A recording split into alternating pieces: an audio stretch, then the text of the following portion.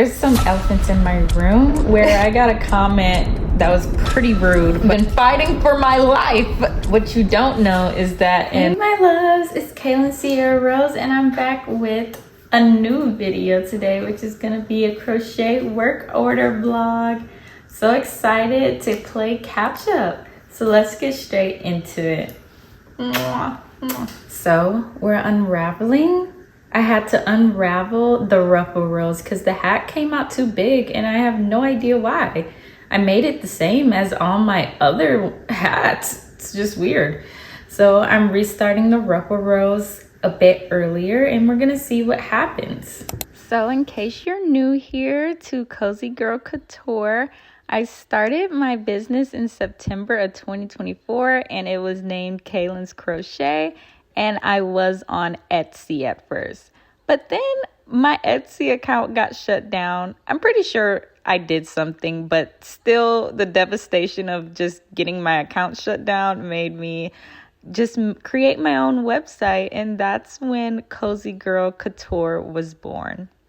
Cozy Girl Couture also arrived because while I was walking in town center with Asher, everyone kept telling me, "You look cozy, girl."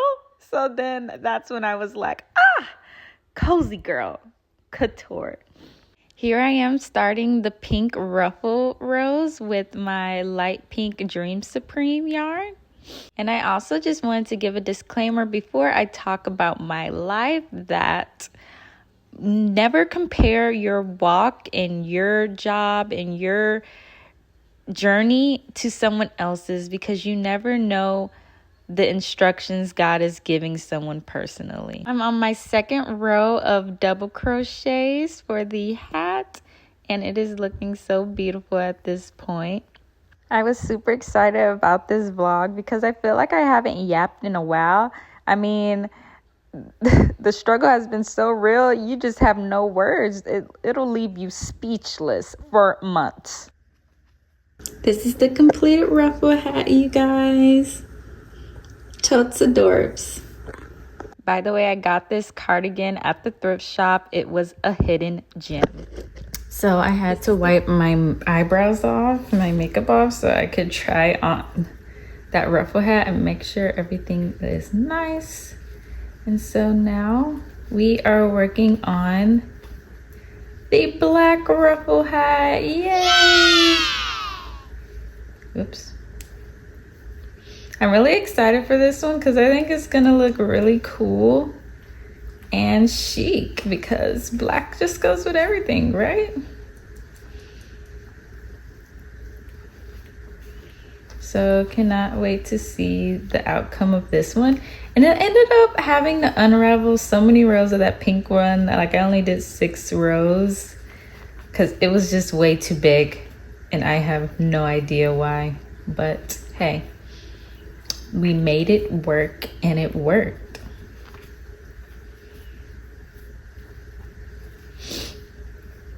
So now I'm probably gonna finish this one up by tonight. But yeah, happy crocheting. I forgot to chain 2.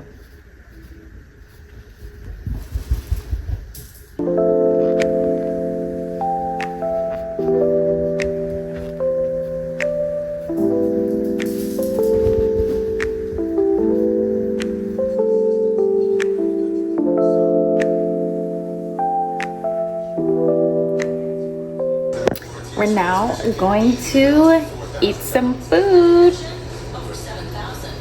It's a cat party. It's a cat party. It's a cat party. Go Sacha. It's your birthday. We gonna party like it's your birthday. I ate some mac and cheese with some fish while watching Martin. Wanted to show what I've been working on. It's a cover-up skirt because I'm crocheting some vacation beachy sets for my birthday. No, I'm not going anywhere, but we're manifesting that. I already will have an outfit for when I do go on vacation. So this is a skirt. And I'm making a matching poncho, and they're both gonna have fringe.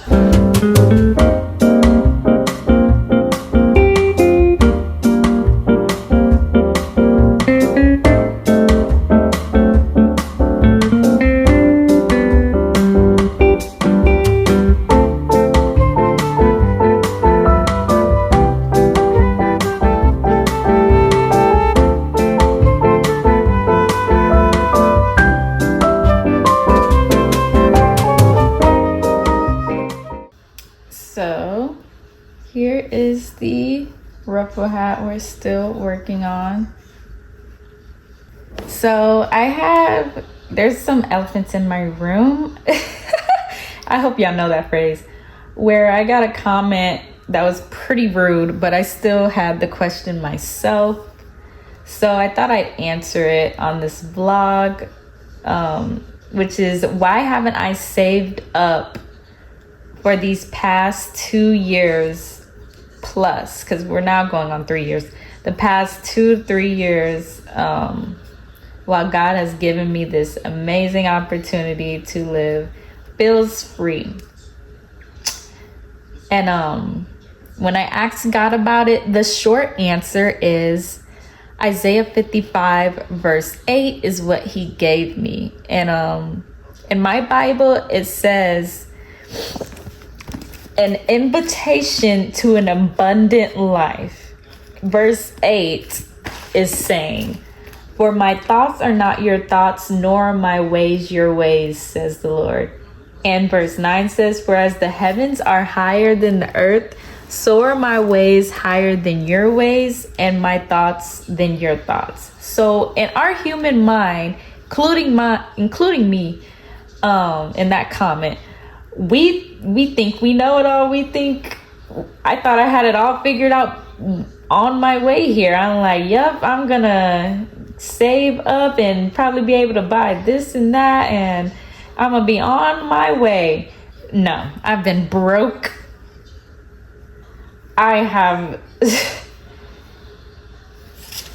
been fighting for my life, because what you don't know is that in 2024,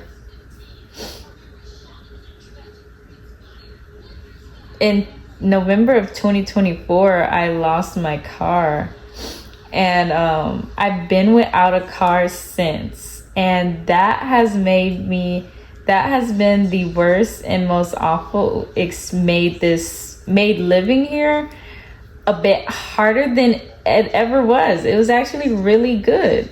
I had no complaints. But boy, when I lost the car, stuff got real.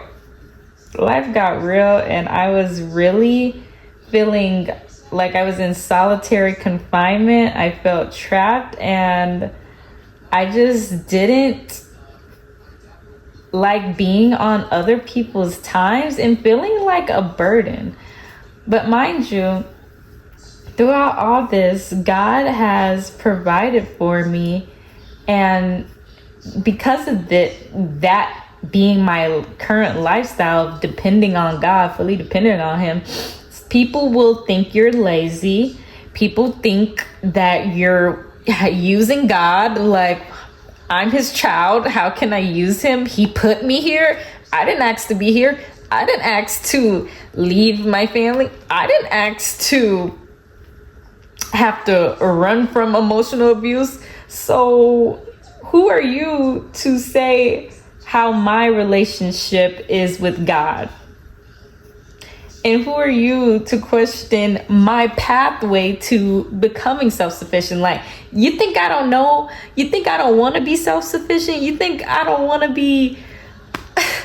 I just think it just mind boggles me when people don't know the kind of obedience you have towards God. So this is what obedience looks like for me, is being rejected by every job, because I have applied. I've been applying since even when I knew I'm not supposed to be at those jobs. I knew God didn't tell me to do that or be there. I still was applying anyways, but did I get accepted? Did I get a call back? Even people when I was in person would tell me to apply, and they still didn't. It's like, why would you? Okay. Anywho, it's still like I was facing the rejection of it, of not getting a job, and still facing rejection of people thinking I'm like not trying. Whether I'm not trying in my business, in entrepreneurship, or I'm not trying in real life, which is society standards, which is a job. And so at the beginning of Isaiah 55, it says, "And you who have no money, come buy and eat." And it also says, "Why do you spend money for it is not bread, and wages for what does not satisfy?" And for me, it means like I could go and get a job, or maybe while I was trying to pursue college for a certain degree, I could become like a doctor. I could become anything I want to be. But if God, it's not going to satisfy my soul just because I'm getting the money from it and I have a job, doesn't mean that's going to satisfy my soul, and it's not going to be an abundant life, though it will look like an abundant life to the outside world, but between you and God and your soul, it's not abundant. Abundance is walking in your purpose. Abundance is found in obeying God's plans for your life. When you're out of his will, you are not going to be satisfied by whatever money you're making or whatever you're spending it on. See, now with my own business, I feel when I do make money, I feel that fulfillment. I feel satisfied. Versus beforehand, I did not. I always felt out of place, out of touch, and not content. But just one sale can make me feel content for a long time.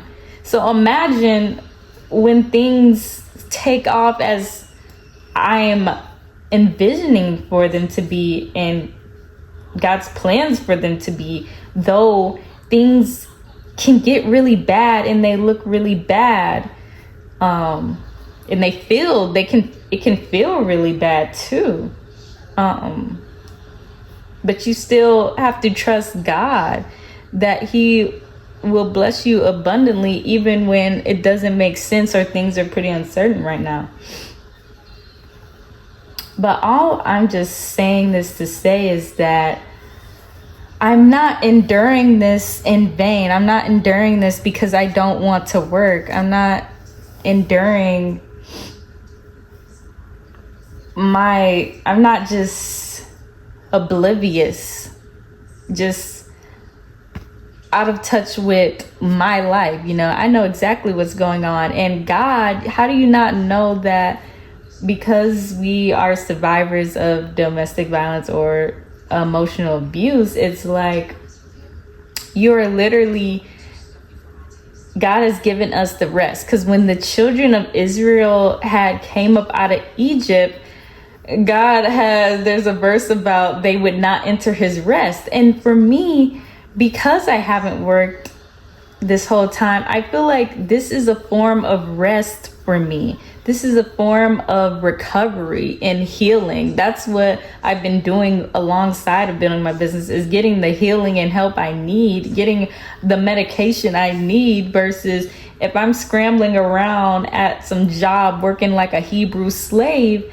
I'm not going to be concerned about my healing and recovery and my ways. Or sometimes you get caught up in work, as I do, as work used to be a form of identity for me, where, you feel worthless when not making money or without doing something.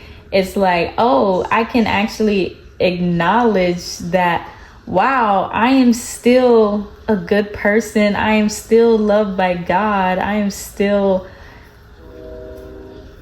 like a blessing inside and out, and I love myself inside and out, even if I don't have a job to you, or you don't classify my work as a job. Like, I still hold value. You get what I'm saying? Like, I didn't believe that before, but being jobless has helped me discover my worth, my intrinsic value, Like, I still matter. Like, you can't put me down because of not having money for a long time, or having it periodically, coming into money periodically. And it's also just a testament of walking through that shadow and valley of death and being comforted by God throughout it all, because God would give me confirmation of him still being with me, still blessing my business, even when people are telling me like, oh, God's not gonna bless your business, oh, you need to give this up, or this isn't making any money. People just trying to discourage what you're building when you know this is what God has put on your heart to do. And yeah, so I just want to encourage anyone, when God gives you instructions that doesn't make sense to others and people don't see the vision or they don't like it, that you're a dreamer, that you still have to carry out what God told you to do, because his ways are higher, his thoughts are better, and in the end, it gives you an abundant life. And that's what I deeply believe about my crochet business and being an entrepreneur, that this is the path to abundance life for me. So yeah, I can't wait to show you guys this completed hat though. I love you guys. The video isn't over. I'm just saying all this because it is really tough following God when people ridicule you for something that's sensitive, as if like you would choose to not have money. Who would choose that? This isn't fun, but crocheting is. This is her. She is the moment. Oh my God, so cute. Obsessed. Absolutely adore it. This is the completed hat. Like, it looks even better in person, I ain't gonna lie to you. So crisp. And how I would style it, like such. This is how I would style it.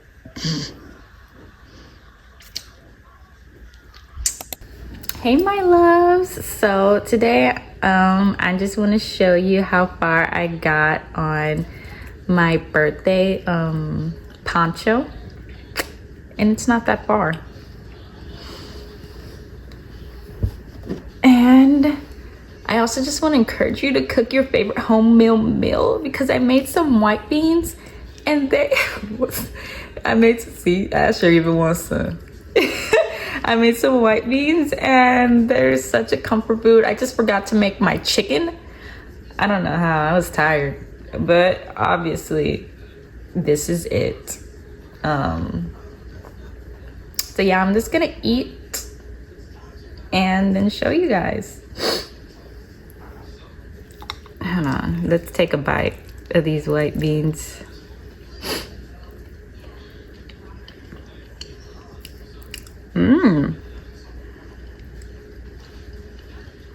So good. Wow. Yeah, make your favorite home cooked meal if it's been a while, because I've been making like quick meals out the box. Nothing wrong with that, but I made these beans from scratch out the bag. Takes a little bit longer, but it's so worth it. This is also how the bandana will look, but this is not my bandana I'm making. It's going to be bigger than this. So this is all we have done. This is about at least 21 or 22 rows. And we have about maybe like 30 more rows to go. Or more. Guess I'll know when we get there.